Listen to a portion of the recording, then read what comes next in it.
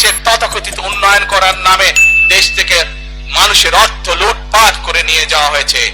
আমরা এই অবস্থার পরিবর্তন করতে চাই।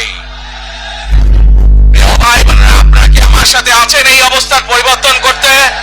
আলহামদুলিল্লাহ। প্রিয় ভাই বোনেরা, আমরা সারা বাংলাদেশের কৃষক ভাইদের পাশে দাঁড়াতে চাই। যদি ইনশাআল্লাহ আপনারা আগামী 12 তারিখে ধানের শীষকে জয়যুক্ত করেন, জয়যুক্ত করতে পারেন, আমরা ইনশাআল্লাহ সারা বাংলাদেশের কৃষকদের পাশে তাহলে দাঁড়াতে পারবো। দাঁড়াতে চান কৃষক ভাইদের পাশে? আলহামদুলিল্লাহ। প্রিয় ভাই বোনেরা, আমরা দেখেছি শহীদ রাষ্ট্রপতি জিয়াউর রহমানের সময় কিভাবে খাল খনন করা হয়েছিল সারা বাংলাদেশে, এবং সেই খাল খনন করার মাধ্যমে কৃষকদের সেচ সুবিধা সহ মানুষের পানির সমস্যার সমাধান হয়েছিল। জানেন আপনারা এতে খাল খনন নিয়ে কে কে জানেন?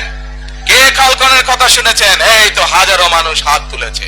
প্রিয় ভাই বোনেরা, বিএনপি ইনশাআল্লাহ 12 তারিখের ভোটে নির্বাচিত হলে আমরা আবার খাল খনন কর্মসূচি শুরু করতে চাই। কে সারা দেশে, সিলেটের বালাগঞ্জ সহ সারা দেশে খাল খনন শুরু করতে চাই? কারা কারা খাল খনন করতে চান? আলহামদুলিল্লাহ। আমরা দেশে খাল কাটবো, দেশের নদীতে পানি নিয়ে আসবো, খালে বিলে পানি নিয়ে আসবো। কেন?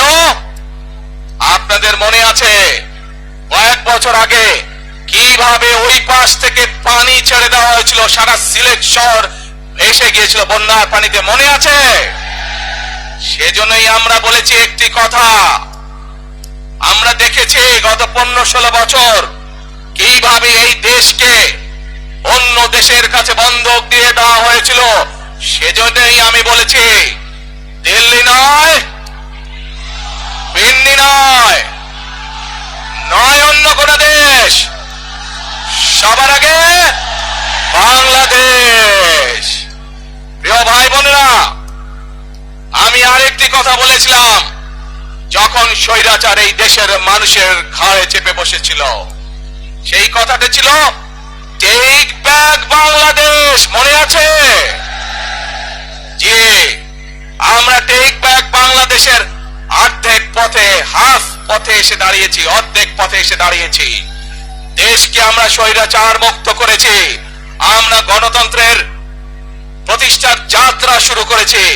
এখনো সেই যাত্রা শুরু হয়নি। 12 তারিখে ধানের শীষকে নির্বাচিত করার মাধ্যমে গণতন্ত্রের সেই যাত্রা শুরু হবে।